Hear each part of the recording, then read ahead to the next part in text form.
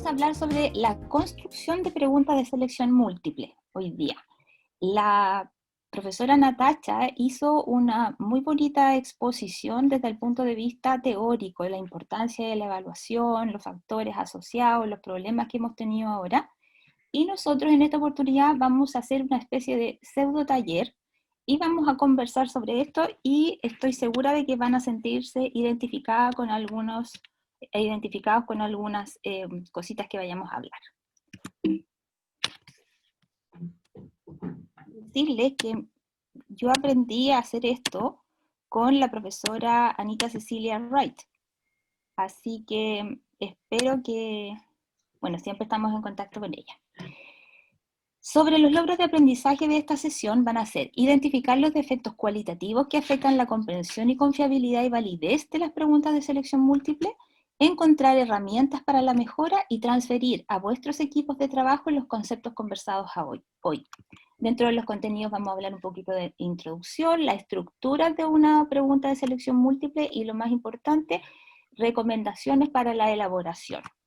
Les vamos a comentar sobre el índice de calidad con el cual trabajamos nosotros, vamos a hacer un par de ejercicios, la conclusión y la bibliografía consultada. Las preguntas de selección múltiple existen desde aproximadamente el año 1914. Un profesor, Frederick Killer, de la Universidad de Kansas de Estados Unidos, las creó en el contexto de la Primera Guerra Mundial y las utilizaron para evaluar las capacidades que tenían los soldados, según los logros de aprendizaje de ellos definidos, ¿ya? Y ya llevan más de un siglo funcionando. Quisimos hablar Isabel y nosotros acá en la universidad hablamos harto de esto porque independiente del contexto en el que estemos, se usan en muchas instancias y como que siempre está, es como la papa frita, digo yo, de un cóctel o de una junta. Entonces, ¿qué es lo que nos encontramos en el camino? Que hay exámenes con preguntas más formuladas desde el punto de vista técnico que complican a los estudiantes en su desarrollo. Ahora, las ventajas.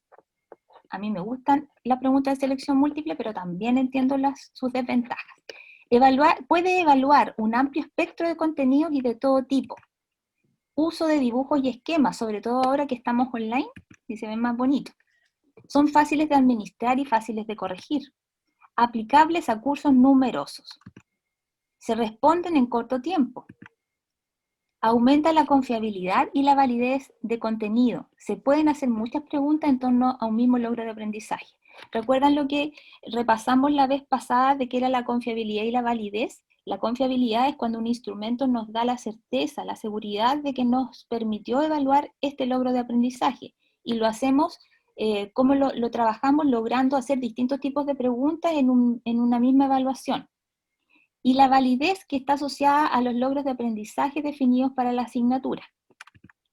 Y también tiene una alta objetividad, quizás el instrumento de evaluación con mayor objetividad, porque puede revisarla cualquier tipo de profesor y vamos a obtener el mismo puntaje. Dentro de las desventajas, se le acusa de no ser representativas del amplio abanico de actividades intelectuales que se asumen deben demostrar los estudiantes de las ciencias de la salud y los estudiantes de otras áreas. Hay que confeccionarlas en forma adecuada, requieren aprendizaje y un cierto nivel de experiencia.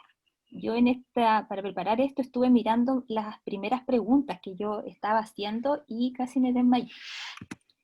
Castiga al lector lento, o más que al lector lento, al lector que se distrae, que requiere una segunda lectura de la... Entonces, esto versus el tiempo es una desventaja.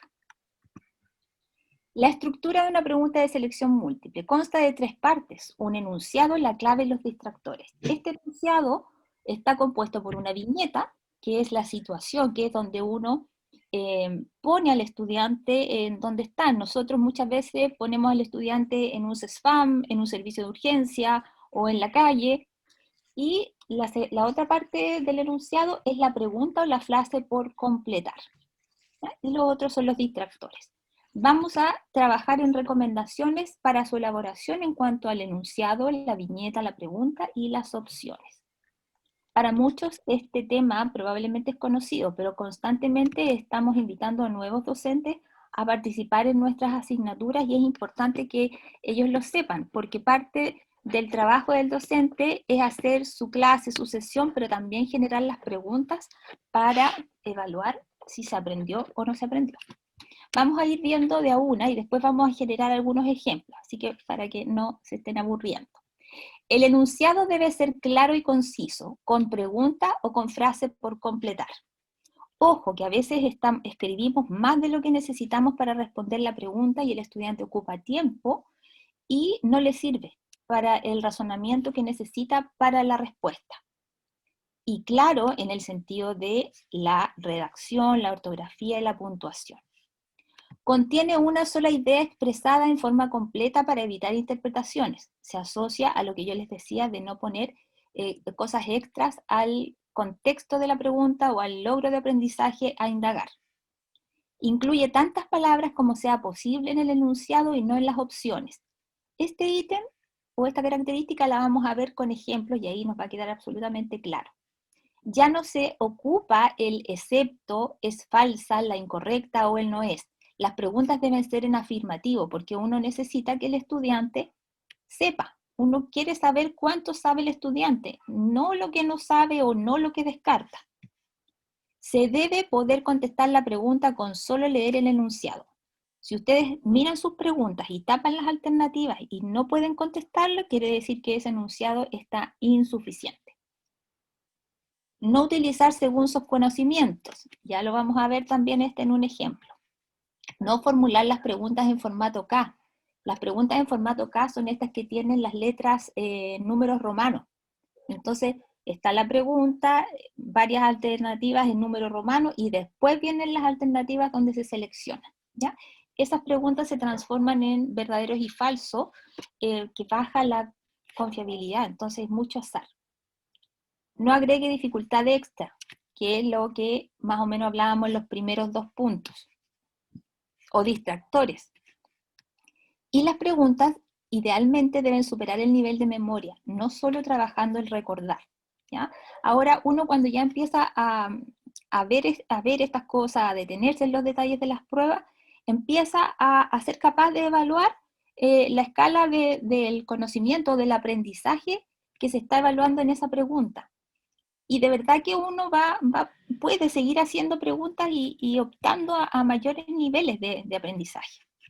La concordancia gramatical entre el enunciado y las opciones, este es un error frecuente, muy frecuente, además de la ortografía, la puntuación y puntuación correctas.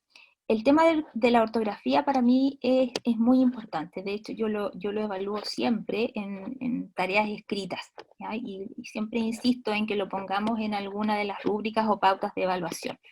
Yo creo que nos corresponde como docentes este trabajo, dado el deterioro de nuestra lenguaje, de nuestra escritura, de nuestra ortografía.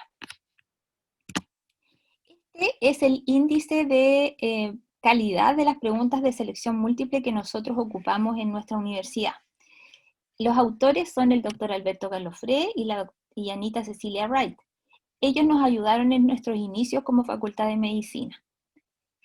Ellos en esta publicación muestran los 10 primeros criterios para evaluar una pregunta de selección múltiple, y esto es lo que aplicamos nosotros en la universidad, pero nosotros, a raíz de la experiencia, le agregamos 4 puntos más.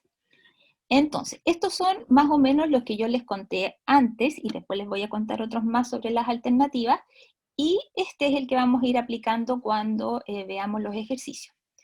Si tiene presencia de viñeta, enunciado claro conciso, no trabajar en negativo, concordancia gramatical, que los distractores sean verosímiles, la extensión similar entre las opciones y las opciones homogéneas, no utilizar el todo o ninguna de las anteriores, generar las opciones numéricas en forma ordenada, opciones homogéneas similar en cuanto al contenido, aplicar un poquito de conocimiento más superior, incluir en el enunciado tantas palabras como sea posible y no en las opciones, no utilizar términos ambiguos como el casi siempre, el generalmente, el siempre, el nunca, o el más correcto, el más adecuado, tampoco. No formular las preguntas en formato K y no utilizar según sus conocimientos.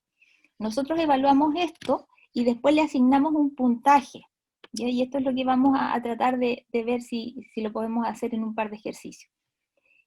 Puntaje 5 obtiene esa pregunta que tiene una viñeta y que no tiene ningún defecto de estos en la construcción.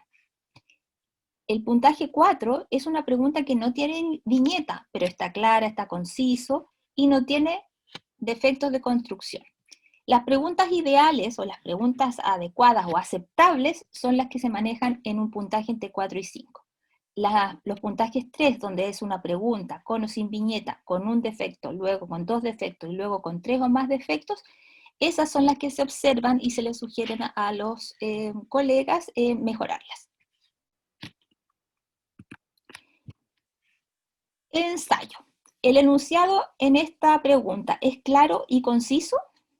Es una paciente de 23 años, diabética insulino dependiente, cursando con un embarazo de 7 semanas. Inicia una fase maníaca con síntomas psicóticos relevantes y agitaciones psicomotoras severas inmanejables. ¿Cuál de las siguientes opciones terapéuticas sería la más adecuada para tratar su condición considerando su estado gestacional? Y aquí hay varias alternativas terapéuticas. ¿Qué es lo que observo yo en esta pregunta? El dato de que la paciente es diabética, insulino dependiente, no me sirve para la pregunta. Por lo tanto, me agrega un dato que el estudiante tiene que tener en consideración, pero no me sirve.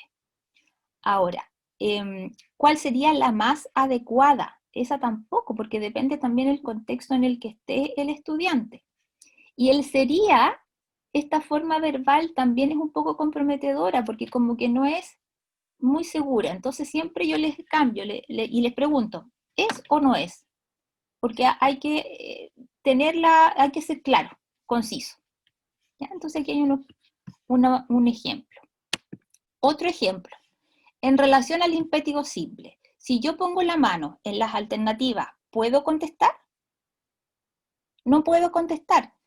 Yo les digo a mis colegas, hay tema, pero no hay pregunta ni frase que apunte al logro de aprendizaje que quieres testear.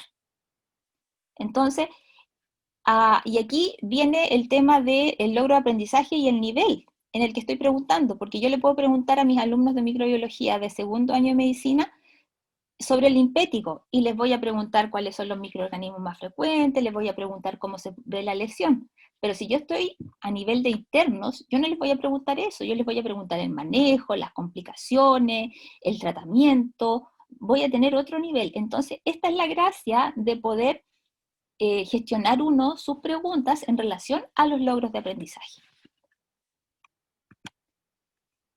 Incluir tantas palabras como sea posible en el enunciado y no en las opciones. ¿Ah? Con este ejemplo vamos a quedar un poquito más claro. Respecto al concepto de persuasión, esta es una pregunta de ética. ¿Cuál de las alternativas es correcta? Ya dijimos que esta pregunta, que preguntar por lo correcto, así directamente escrito, no es conveniente porque se supone que ya eliminamos de nuestra posibilidad el preguntar en negativo. Por lo tanto, se asume que la pregunta es correcta, que uno está preguntando por la correcta. Pero miren, influencia intencionada en las decisiones de otro mediante. Influencia intencionada en las decisiones de otro mediante. Se van repitiendo toda esa frase que en esta diapositiva se ve en 2 líneas, se repite y la lectura se hace más larga, más tediosa. Si la cambiamos y incluimos esta frase arriba en el enunciado, nos van a quedar las alternativas un poquito más despejadas para leer. Entonces, si volvemos a leer, la persuasión es una influencia intencionada en las decisiones de otros y su práctica se caracteriza por amenazas creíbles de daño, distorsión, sesgo, falsificación o la presentación abierta de argumentos racionales, ofrecimiento de retribución económica. Se dan cuenta que se pregunta lo mismo, pero se estructura de otra manera que es mucho más cómoda, más liviana en lectura, porque tenemos que recordar que las preguntas están con tiempo, ¿ya? Sobre todo ahora en el sistema online asignamos tiempo. En esta pregunta, ¿cuál es el defecto?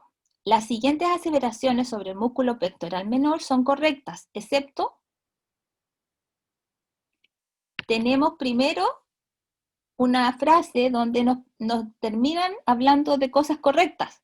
Entonces uno como que neurológicamente se codifica para algo correcto, coma, y me preguntan un excepto. Entonces tengo que empezar a buscar, en vez de la correcta, tengo que empezar a buscar cuál no corresponde. Entonces no es el planteamiento ideal. Se puede contestar la pregunta con solo leer el enunciado, esto ya lo vimos recién. Por ejemplo, el fármaco XZXZXZ es, y hacer lo mismo, poner la manito en las alternativas. Si yo lo planteo de otra manera, el fármaco XZXZXZ actúa como un inhibidor del apetito, inhibidor del apetito, inhibidor de la lipasa, ya uno sabe qué es lo que quiere preguntar. Entonces uno empieza ya con la lectura del enunciado, empieza a trabajar y a discernir cuál podría ser la respuesta correcta. No utilizar según sus conocimientos. A veces la pregunta está muy bonita como esta, ¿ya? Pero le pregunta basado en sus conocimientos. Y desde el punto de vista legal, si yo contesto una pregunta basada en mis conocimientos, que pueden ser muy rudimentarios, puedo contestar mal. Y la profesora nos va a tomar mal la pregunta. Pero yo le puedo decir, profe, usted me preguntó por mis conocimientos y yo lo que sé es eso.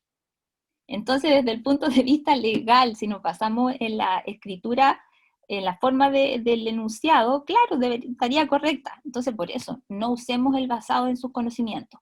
Usemos basados en los contenidos vistos en clase, basados en alguna referencia de paper o revista, o basados en las normativas de la sociedad tanto, tanto, tanto, ¿ya? Porque pueden haber igual distintas opiniones en relación a un mismo tema. No formular preguntas en formato CAR. Ya les decía que se transforman en un verdadero y falso, por lo tanto también aquí y aumenta el azar, así que no nos sirve mucho para discriminar. No agregue dificultad extra. Yo, por suerte, en mi vida nunca me encontré con este tipo de preguntas. Pero si miren ustedes la instrucción. La pregunta recién está acá, más abajo. Y todo esto que tiene texto más que la pregunta son las instrucciones de cómo responder. Este tipo de preguntas consta de un enunciado, problema, contexto, a partir del cual se plantean 4 opciones numeradas de 1 a 4. Usted deberá seleccionar la combinación de 2 opciones que responda adecuadamente a la pregunta y marcarla en la hoja de respuesta de acuerdo con la siguiente información. Marque A si 1 y 2 son correctas, marque B si 1 y 3 son correctas, marque C si 2 y 4 son correctas, marque D si 3. Entonces, es un trabajo extra que uno le da al estudiante, ¿ya? Recomendaciones respecto a las alternativas. Procure alternativas breves que tengan igual extensión, incluyendo tantas palabras como sea posible en el enunciado y no en las alternativas. A veces nos encontramos también que hay varias alternativas y algunas son más cortas, otras son más largas, otras ocupan doble línea. Entonces a veces uno tiene que tratar de homologar la longitud de las alternativas. Asegure que exista solo una opción correcta y que no tenga alguna característica especial. Muchas veces mejor preguntarle al colega que maneja la materia. Yo creo que a varios nos ha pasado que hemos tenido que nosotros crear preguntas de materias que si bien uno tiene alguna idea, no es experta. Y más de una vez a mí me ha tocado decir, evalúame estas alternativas porque te estoy armando una pregunta, ¿ya? Y recordar que esto también es trabajo del docente. Que los distractores sean creíbles o igualmente atractivos. Evitar las claves verbales que permitan seleccionar la respuesta correcta o descartar alternativas. Por ahí vamos a ver algunos ejemplos. No utilizar el todas o ninguna de las anteriores. Los estudiantes tienen sus técnicas para responder preguntas de selección múltiple.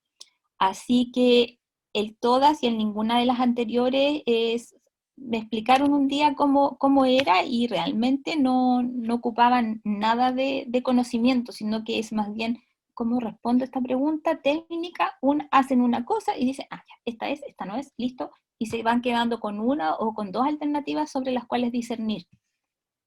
No utilizar términos absolutos, el siempre, nunca, el solo y el solamente.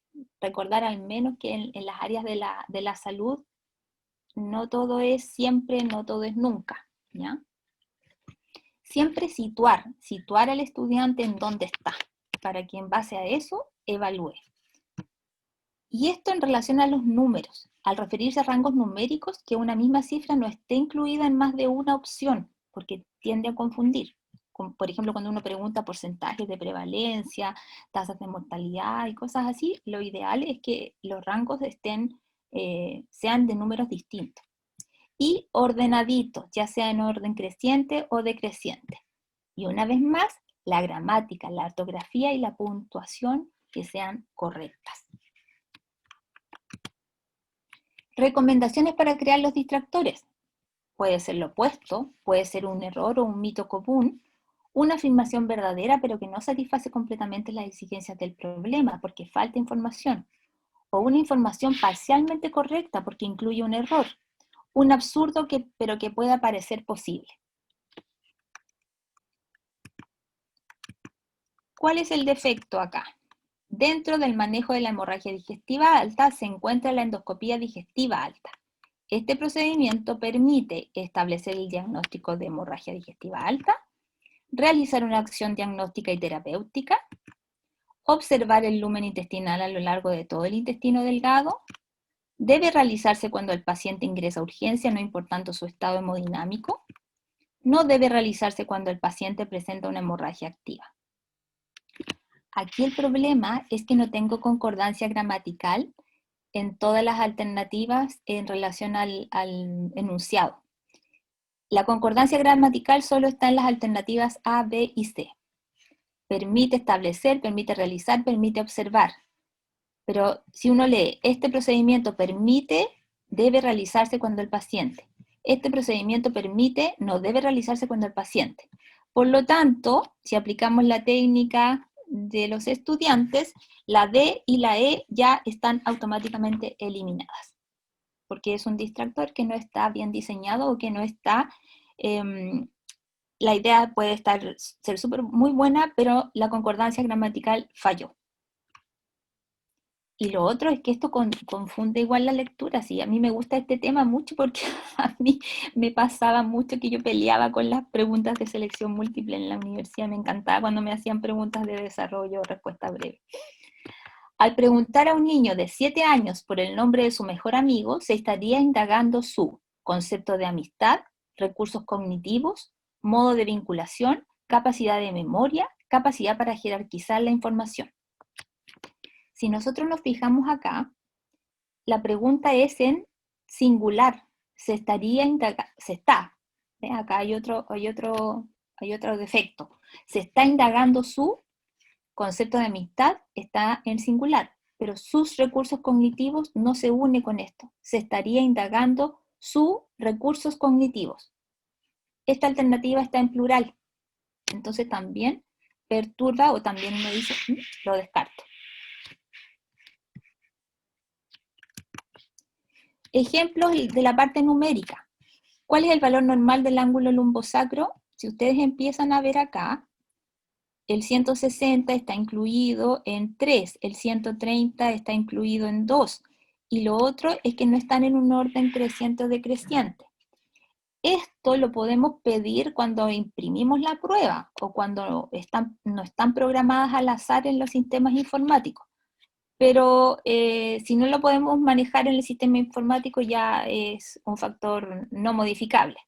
Pero cuando las imprimamos, sí, lo podemos poner en orden creciente o decreciente, como está el ejemplo del lado. ¿A partir de cuánto el recuento bacteriano se considera positivo en un urocultivo cuya muestra fue obtenida a través de un sondeo transuretral? Unas 100, 10.000, 100.000 unidades formadoras de colon, ¿ya? Entonces también la lectura es más amigable. Recomendaciones para las preguntas con casos clínicos.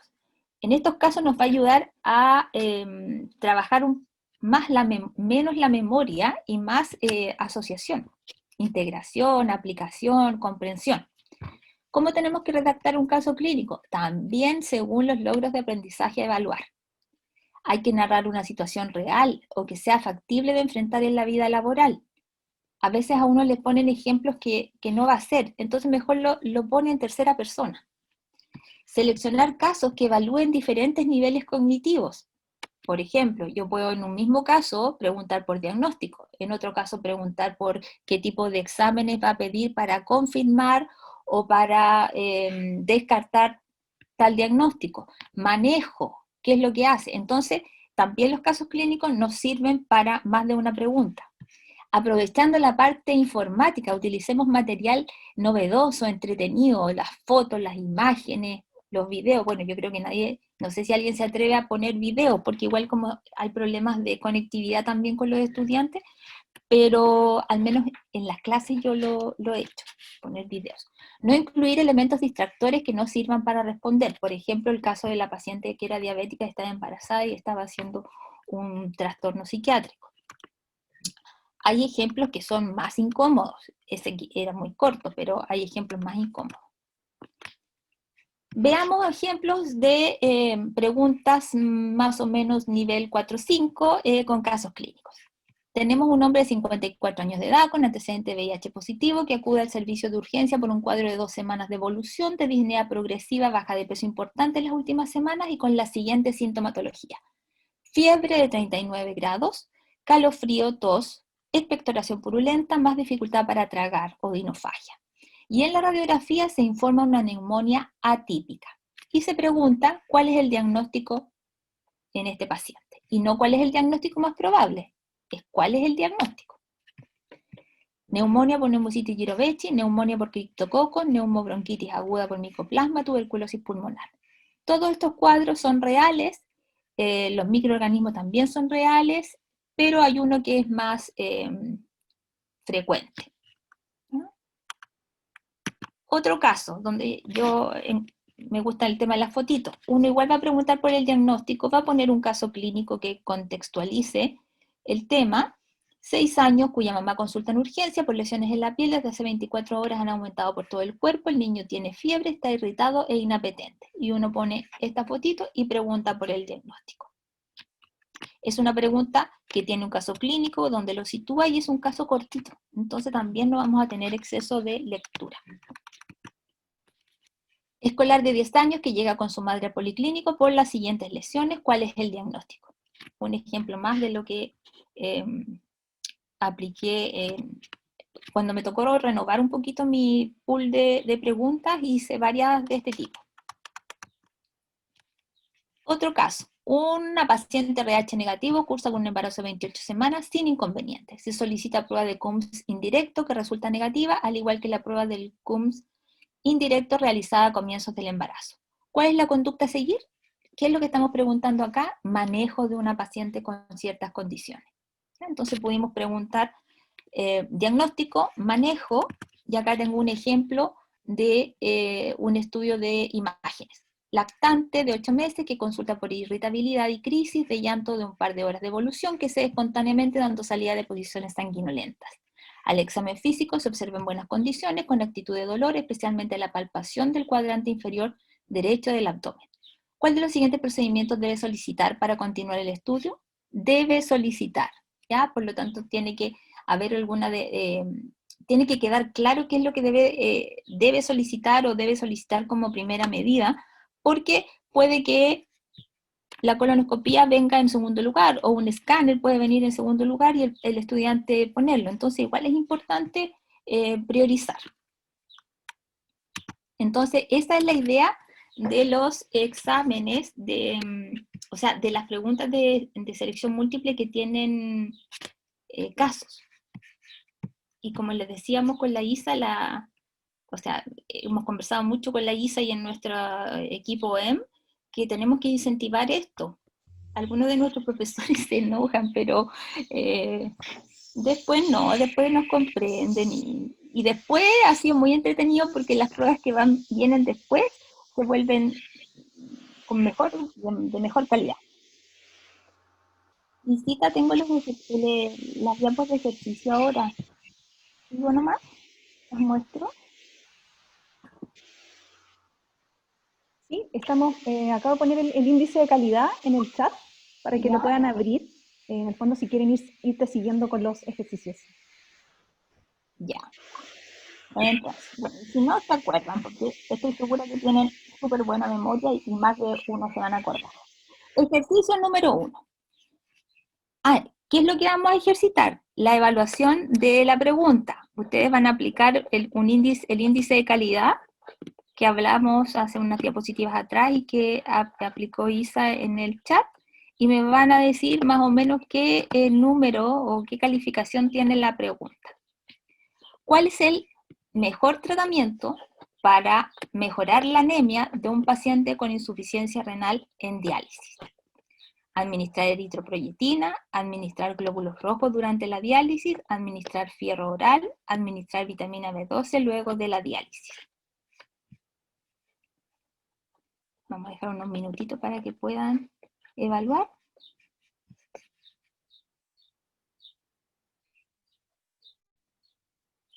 Tú me avisas, Isa, porque no estoy viendo el chat.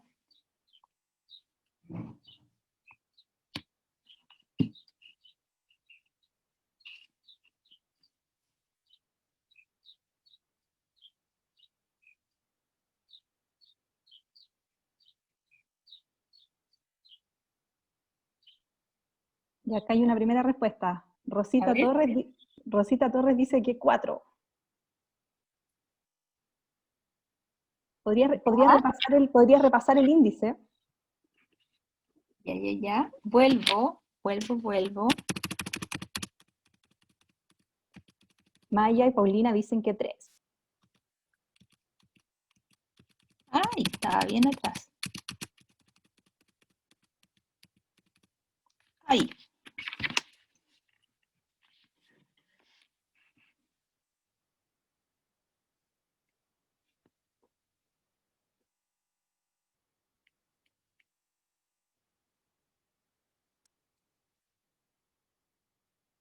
Entre 3 y 4, Ceci. Entre 3 y 4, ya. Volvamos a la pregunta. Al ejercicio.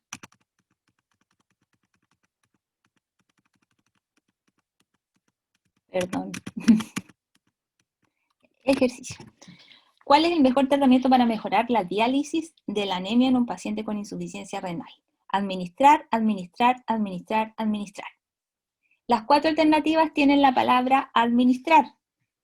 Esta palabra yo la tengo que incluir o borrar de modo que no se repita en las alternativas. En este caso, para mí es borrarla. ¿Cuál es el tratamiento para la anemia de un paciente con insuficiencia renal en diálisis? Eritropoyetina, glóbulos rojos, fierro oral, vitamina B12. Esto ocupa tiempo, aburre la lectura y nos desvía un poquito, ¿ya? A veces es lo mismo como en el ejemplo y lo tenemos que incluir. Incluso yo a esta frase, a esta pregunta, yo le diría cuál es el tratamiento, no el mejor tratamiento, o el tratamiento de primera línea. Borraría el mejorar una anemia de un paciente con insuficiencia renal en diálisis, ¿ya? Además que se nos repite acá mejor con mejorar, así que igual uno puede pulir un poquito más la redacción, ¿ya? Entonces esta quedaría como una pregunta sin viñeta y con un error, así que quedaría en 3. Y el siguiente, ejercicio número 2. En relación a las malformaciones congénitas de cabeza y cuello, es correcto decir que el compromiso es de: las malformaciones auriculares derivan de fallas a nivel de 1 y 2 arcos branquiales, un 10% son de etiología multifactorial, la fisura del labio palatino es más frecuente en mujeres, las fisuras de paladar derivan de alteraciones a nivel del primer arco branquial, alternativas B y C.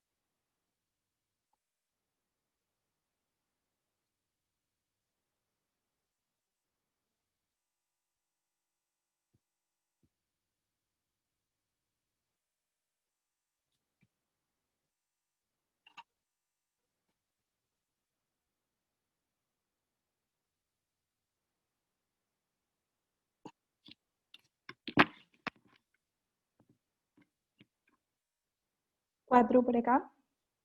¿Ya?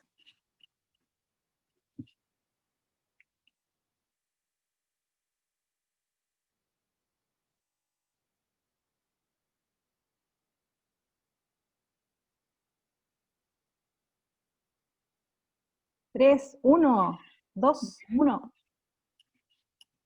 Ya, hay varias, ¿ya? Partamos porque ustedes en el inicio de su prueba, en las instrucciones que deben dar a su prueba, dicen que es solamente una la correcta.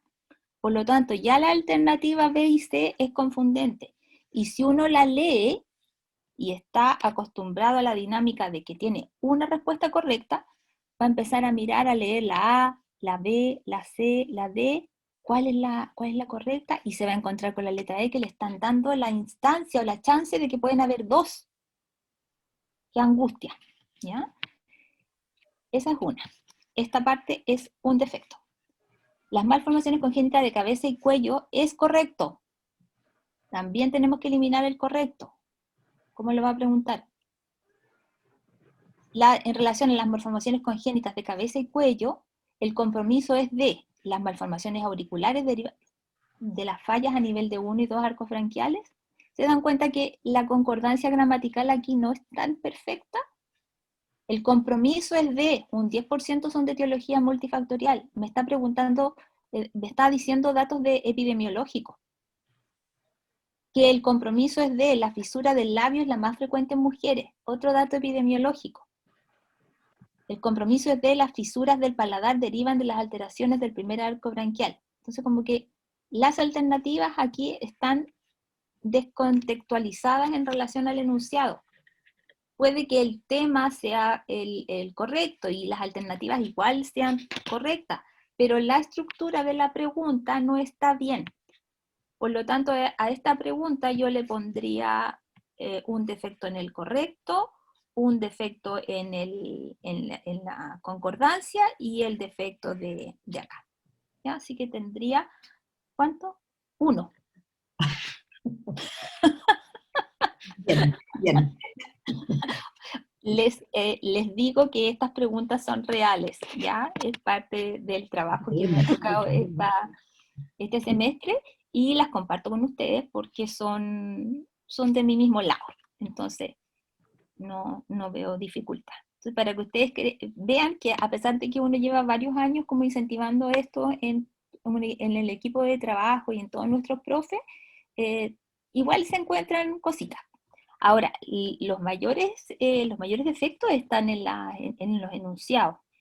Y el principal defecto en relación a las alternativas es la concordancia gramatical y que van mezclando muchas cosas que no son relacionadas a la pregunta. Por ejemplo, preguntan por el diagnóstico y ponen como ahora datos epidemiológicos, u opiniones o cosas de manejo. ¿Ya? Bien. Bien. Entonces, Sí, por el tiempo y tenemos hartas preguntas. Conclusiones. Eso, gracias, perdona. La calidad de la enseñanza-aprendizaje incluye la construcción adecuada de instrumentos de evaluación. Tenemos que hacernos responsables de esto. El diseño de las preguntas de selección múltiple con índice de calidad elevado es función inherente de los académicos, como ya les había comentado. Debe ser una práctica colegiada. El trabajo en equipo aquí es importante, o sea, y colaborativo. O sea, uno sola como que a veces igual se marea, entre comillas. Incorporarlo como un proceso, en el proceso de enseñanza-aprendizaje en cada educación, todos buscamos la calidad. Y es notable la importancia de saber construirlas e instruir a los nuevos docentes en ello. La dificultad no debe estar en la forma en que se pregunta, sino en el aprendizaje del que se indaga. Y estamos listos. Y el virus se mueve con la gente, y si la gente se detiene, también se detiene el virus, y quédate en casa, por favor.